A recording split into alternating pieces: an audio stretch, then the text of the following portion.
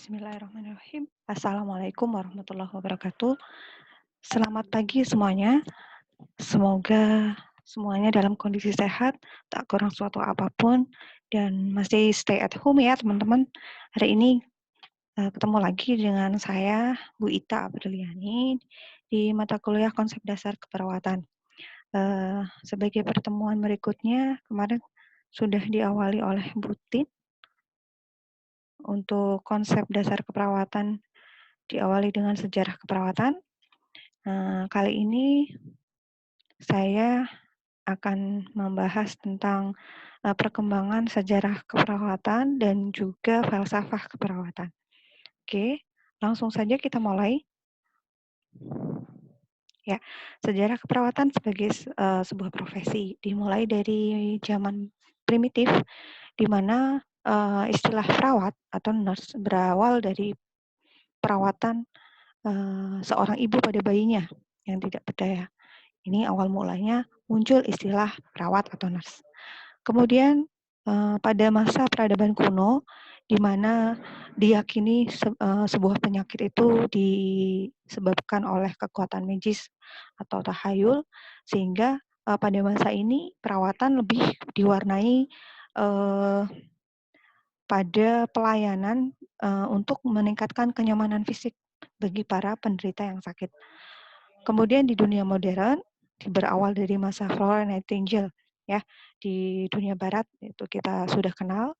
Kemudian di dunia Jazirah Arab, kita kenal juga ada tokoh yang bernama Rufaidah al-Islamiyah, menjadi tokoh penggerak perawat, ya, sehingga keperawatan itu menjadi pekerjaan yang terhormat, menjadi pekerjaan yang dihargai oleh semua orang. Selanjutnya, sejarah organisasi profesi perawat di dunia, dimulai dari perkumpulan kaum intelektual di Bumi Putra, ya, kalau dulu dikatakan PKVB, ya, perkumpulan kaum Verger Indonesia di awal kemerdekaan.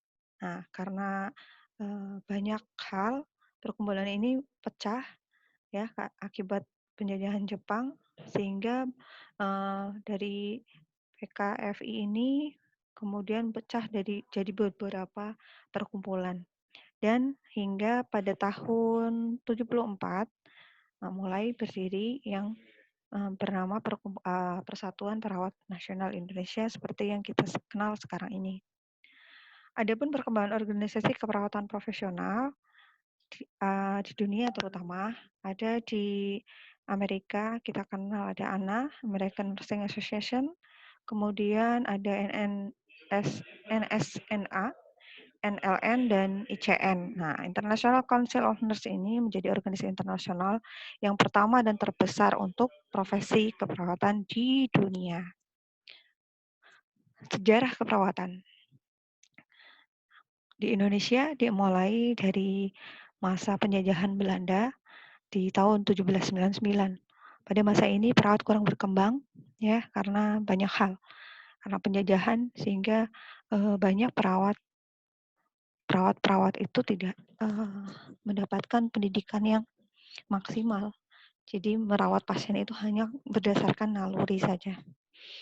Kemudian di masa Raffles sudah mulai muncul perkembangan keperawatan, karena pada masa Raffles ini ada semboyan yang dikenal masyarakat sebagai kesehatan adalah milik manusia, sehingga pada zamannya Raffles ini kesehatan masyarakat juga semakin meningkat.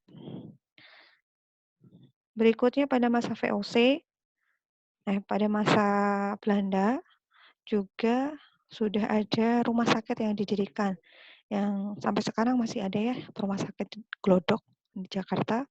Kemudian di tahun 1906 berdiri juga pendidikan perawat di Rumah Sakit Cikini, Jakarta. Dan di tahun 1912 didirikan Rumah Sakit Cipto Mangunkusumo.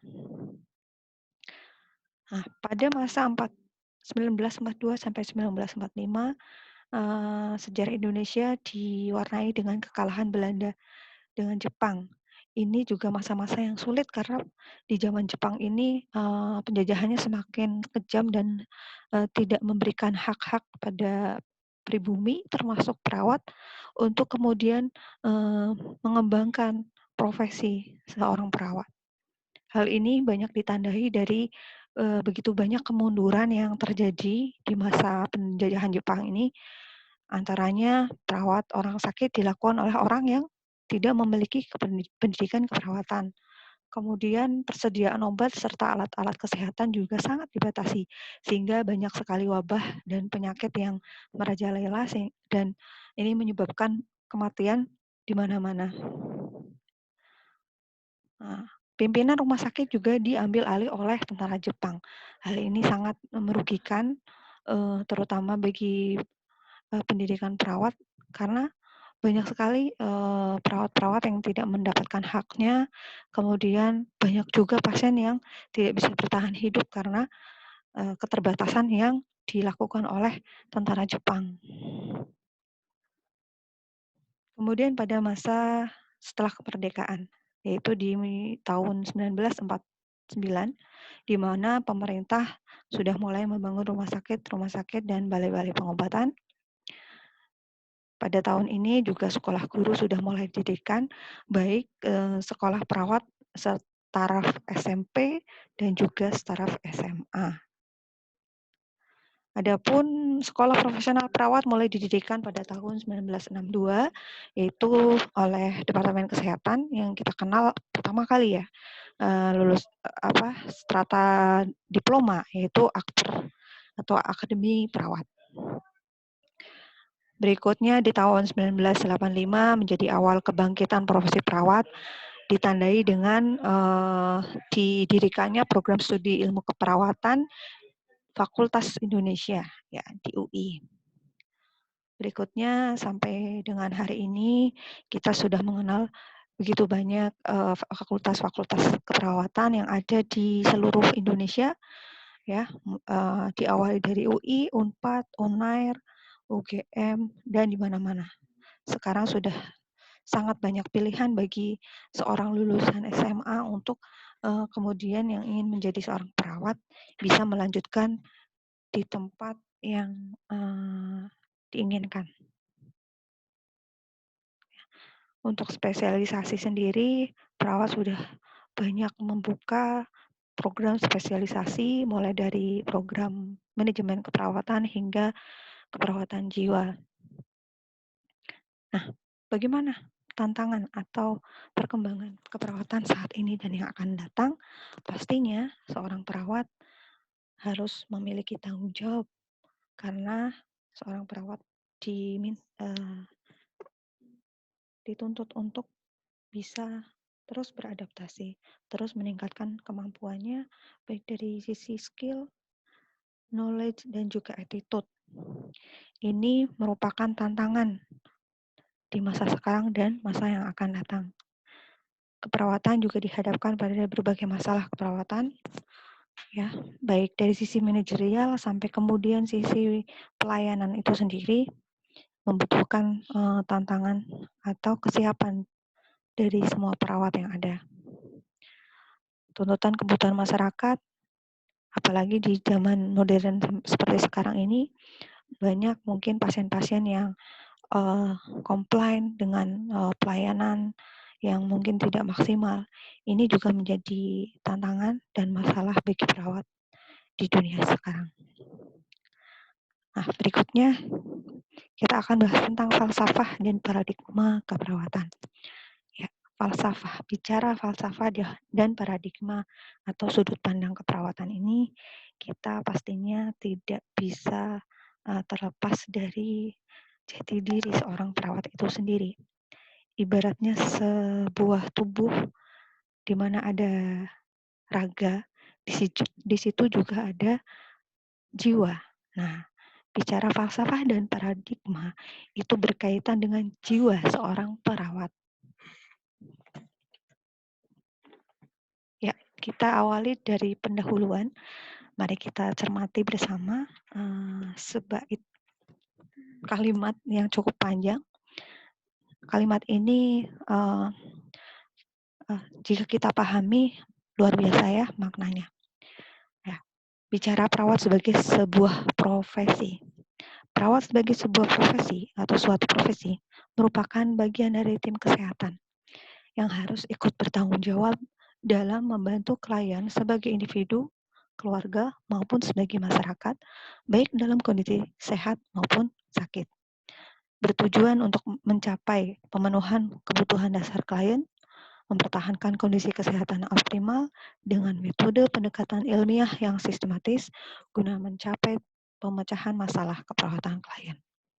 Jadi ada banyak hal yang harus kita perhatikan karena bicara perawat sebagai sebuah profesi, suatu profesi, pasti banyak sekali sisi yang harus kita pahami. Mulai bagaimana kita bertanggung jawab terhadap pasien secara individu atau pasien kaitannya dengan dia sebagai anggota keluarga, sebagai anggota masyarakat, baik dalam kondisi sehat maupun sakit. Artinya kita sebagai perawat juga harus peduli pada mereka yang belum atau jangan sampai sakit. Nah, ini wilayah kita bagaimana mensukseskan program promotif dan preventif agar masyarakat kita tidak mudah terkena sakit. Seperti sekarang ini, pastinya seorang perawat sangat dituntut untuk memberikan pencerahan pada masyarakat ya.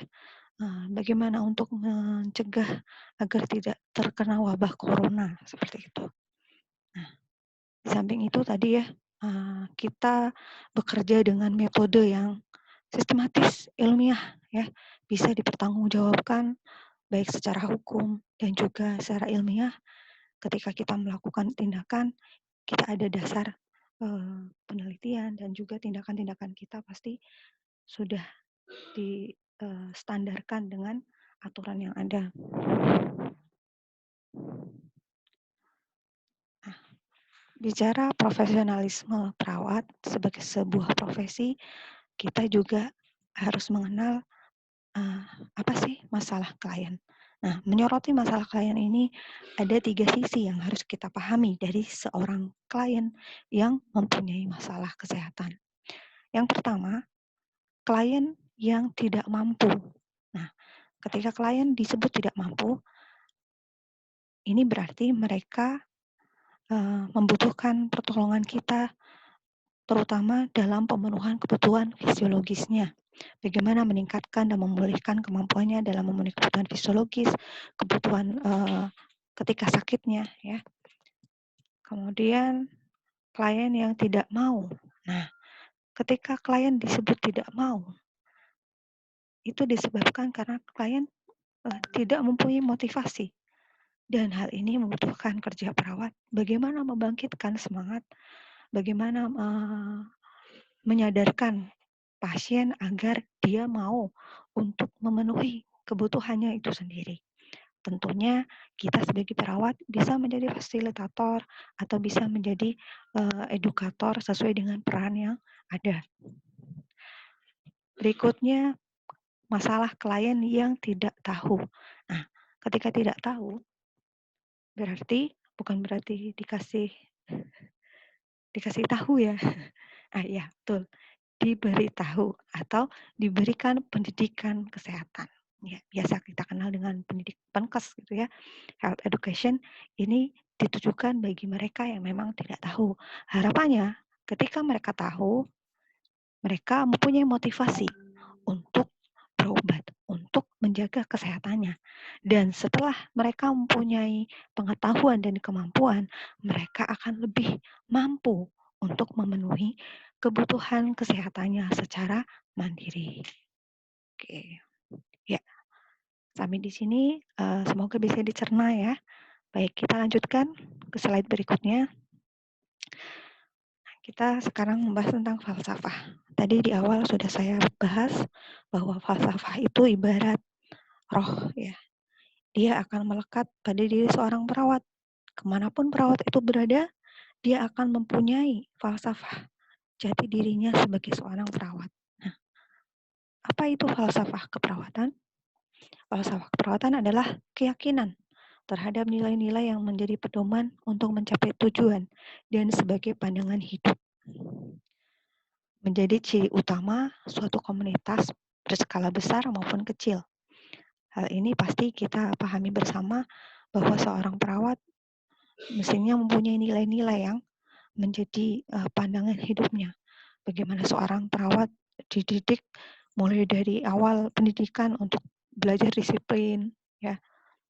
Kenapa seorang perawat itu dianjurkan memakai baju seragam? Karena nantinya ketika di rumah sakit ya, biasanya ada aturan agar pasien mudah mengenali perawat, harus perawatnya pakai baju seragam atau pakai emblem atau pakai ciri khas yang nantinya akan memudahkan pasien mengenali perawat. Dan ini hanya salah satu saja penerapan falsafah di dunia keperawatan. Yang lainnya masih banyak.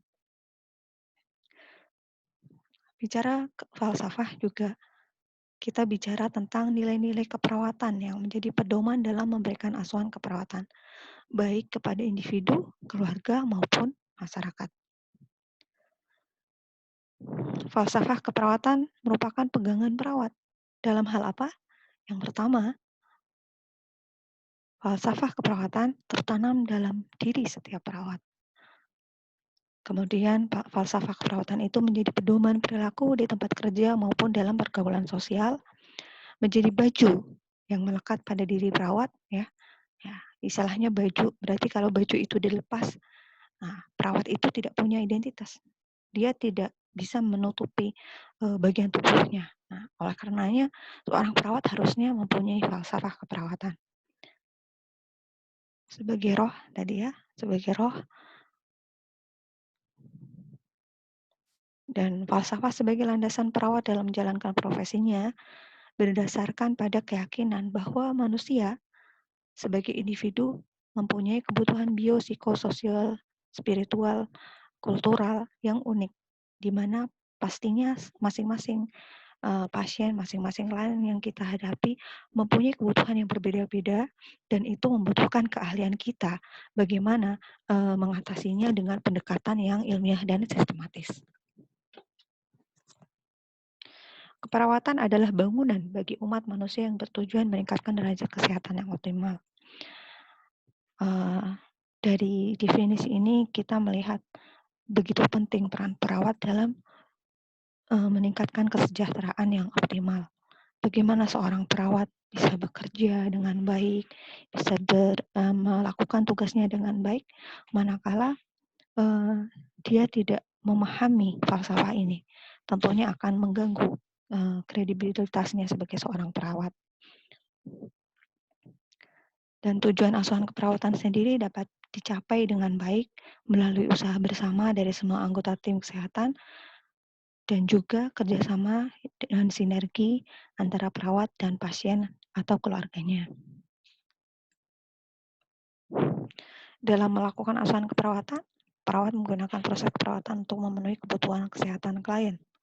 Perawat juga bertanggung jawab dan bertanggung jawab memiliki wewenang dalam melakukan asuhan keperawatan secara utuh berdasarkan standar asuhan keperawatan. Ya, baik, itu saja yang bisa saya sampaikan untuk pertemuan kali ini. Jika ada kata-kata yang kurang pas, saya mohon maaf. Semoga pertemuan ini bisa bermanfaat. Jika ada pertanyaan, kita bisa lanjutkan di forum diskusi. Terima kasih untuk perhatiannya. Assalamualaikum warahmatullahi wabarakatuh.